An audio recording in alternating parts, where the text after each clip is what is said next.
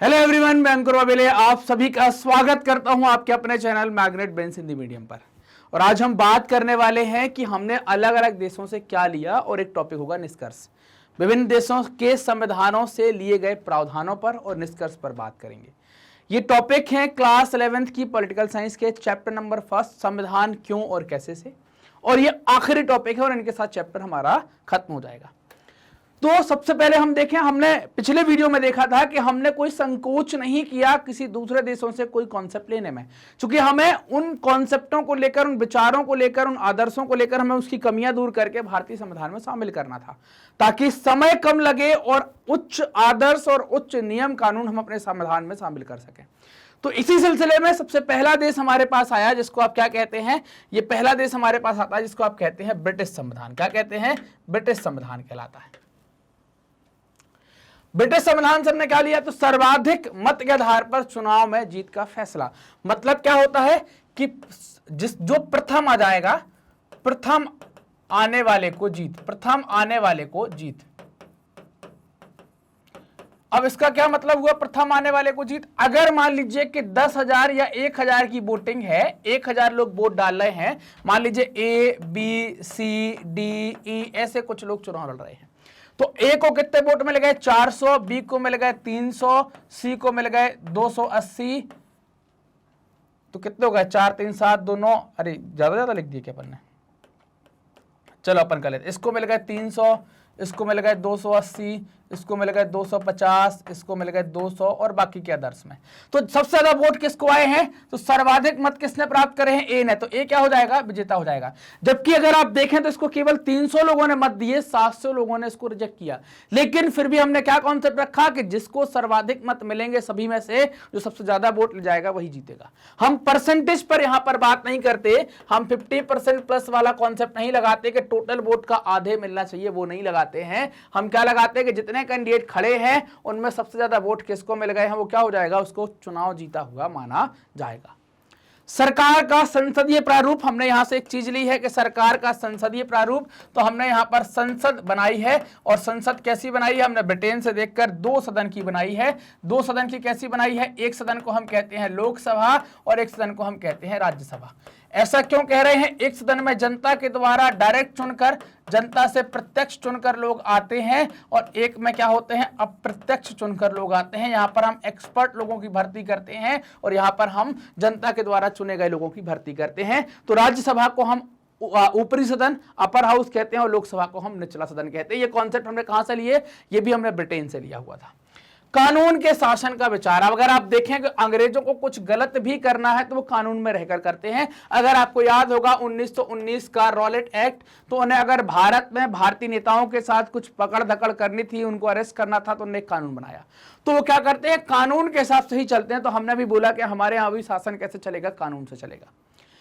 विधायिका में अध्यक्ष का पद और उनकी भूमिका, मतलब यहां पर एक चीज बनाई गई। विधायिका का मतलब क्या हो गया कि विधायिका में हमारे पास यहां पर अगर केंद्र में देखें तो संसद आ जाएगी, और राज्य में देखें तो विधायिका, मतलब राज्य की विधायिका, विधानसभा, विधान परिषद। तो यहां पर अगर आप देखें तो एक लोकसभा है और एक राज्यसभा है। यहां पर इनका अध्यक्ष मतलब इनका जो प्रमुख होता है, लोकसभा का प्रमुख जो होता है उसको आप अध्यक्ष कहते हैं, और राज्यसभा का जो प्रमुख होता है उसको आप सभापति कहते हैं।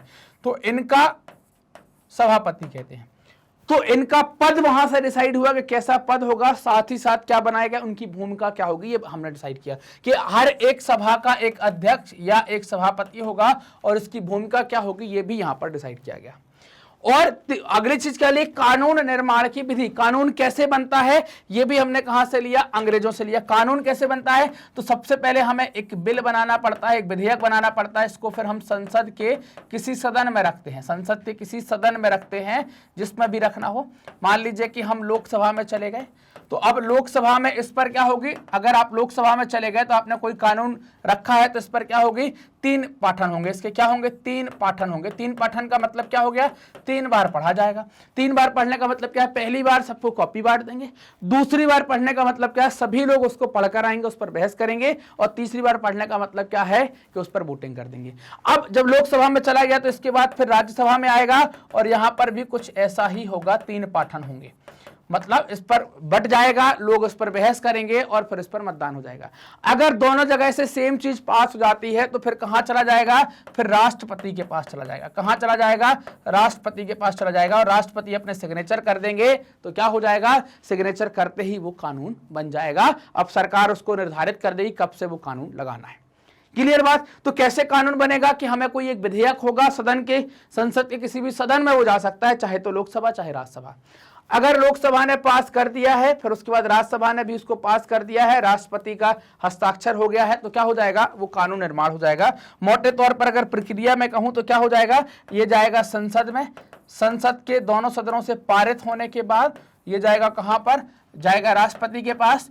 फिर राष्ट्रपति क्या करेंगे, इस पर हस्ताक्षर करेंगे और हस्ताक्षर होने के बाद ये क्या बन जाएगा, ये कानून बन जाएगा। क्या बन जाएगा, कानून बन जाएगा। तो ये बात समझ में आई कि नहीं। तो कानून निर्माण की प्रक्रिया भी कहां से ली है, हमने ब्रिटेन से ली हुई है।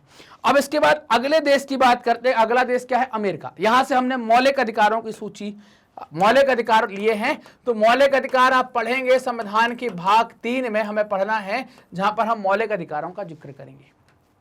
ठीक, तो ये मौलिक अधिकार किसको दिए गए हैं, तो ये मौलिक अधिकार नागरिकों को दिए गए हैं, उनके अपने अधिकार हैं, उन पर हमें चर्चा करनी है। जब ये शामिल किए गए थे उस समय इनकी संख्या 7 हुआ करती थी और अभी 1 घट गया है, संख्या 6 हो गई है। संपत्ति के अधिकार को यहां से हटा दिया गया है। इन अधिकारों पर चर्चा हम करने वाले हैं। फिर अगर आप देखें तो हमने क्या लिया है, न्यायिक पुनरावलोकन की शक्ति ली है। अगर आप मैच देखते होंगे, न्यायिक पुनरावलोकन मतलब क्या हो गया, रिव्यू की बात कर रहे हैं, जुडिशियल रिव्यू की बात कर रहे हैं। मैच में आपने देखा होगा कि वो रिव्यू करते हैं ऐसे, मतलब डिसीजन गलत लगता है तो अपील करते हैं। तो ऐसे ही अगर कोर्ट में कुछ गलती या गड़बड़ हो गया तो कोर्ट पुरानी चीजें या न्यायिक चीजें जो है उसको रिव्यू कर सकता है। तो और न्यायपालिका की स्वतंत्रता पर भी यहां पर जिक्र किया गया है कि न्यायपालिका भी क्या है, यहां पर स्वतंत्र है। इसका भी यहां पर जिक्र किया गया है कि फ्री है, वो सरकार के हिसाब से या सरकार के खिलाफ जाकर काम नहीं करेगी, उसे जो सही लगेगा उसी हिसाब से वो काम करेगी। अगला है कनाडा से क्या लिया, तो कनाडा से लिया हमने एक अर्ध संघात्मक सरकार। हमारा जो शासन का प्रारूप है उसको हम अर्ध संघात्मक भी कहते हैं। और साथ ही साथ क्या लिया, सशक्त केंद्रीय सरकार वाली संघात्मक व्यवस्था। अगर आप देखें सामान्य तौर पर हमारी जो सरकार है वो अर्ध संघात्मक है, लेकिन आपातकाल में संघात्मक हो जाती है। तो आप इतना याद रखें कि हमने क्या लिया, अर्ध संघात्मक सरकार का स्वरूप लिया। अवशिष्ट शक्तियों का सिद्धांत हमने लिया। अवशिष्ट शक्तियां क्या है, जब हम केंद्र राज्य में शक्तियों का बंटवारा कर रहे थे, केंद्र और राज्य में शक्तियों का जब बंटवारा कर रहे थे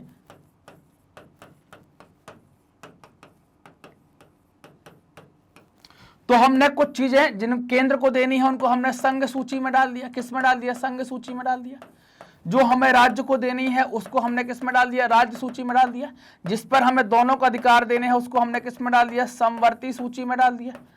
और कुछ ऐसे अधिकार बचे जिन्हें हमने इन तीनों में नहीं डाला, उनको हम क्या कहते हैं, अवशिष्ट शक्तियां कहते हैं। क्या कहते हैं उनको, अवशिष्ट शक्तियां कहते हैं। और इन पर अधिकार किसको दिया गया है, केंद्र सरकार को अधिकार दिया गया है। अगले की बात करेंगे, अगला क्या है, तो आयरलैंड का संविधान से क्या लिया, तो आयरलैंड से हमने राज्य के नीति निर्देशक तत्व लिए हैं। संविधान के भाग 4 में आप इनको पढ़ते हैं, इनको पढ़ेंगे, इनका बंटवारा देखेंगे कैसे हैं, कितने प्रकार से हैं, ये सारी बातें हम भाग 4 में करेंगे। फ्रांस के संविधान से हमने क्या लिया, तो वहां से हमने स्वतंत्रता का विचार लिया, हमने समानता का विचार लिया और बंधुत्व का सिद्धांत लिया या विचार लिया। इसको अपने संविधान में कहां से मिलाया, फ्रांस से। फ्रांसीसी क्रांति के फ्रांसीसी क्रांति का परिणाम ये 3 शब्द थे। क्रांति के दौरान स्वतंत्रता, समानता और बंधुत्व, ये 3 चीजें निकल कर आई थी। दुनिया भर में ये चीजें फ्रांस से ही ली गई हैं। अब बात कर लेते हैं निष्कर्ष के ऊपर कि हमने चैप्टर से क्या निष्कर्ष निकाला पूरा।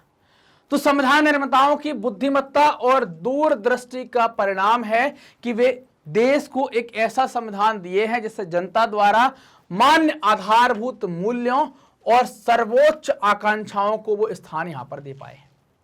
मतलब एक ऐसा संविधान बना दिया है उनने दूरगामी सोच के आधार पर कि सभी लोग उसको स्वीकार कर रहे हैं, सभी की आकांक्षाओं को ये पूरा कर रहा है और सभी की आधारभूत मूल्यों को भी पूरा कर रहा है।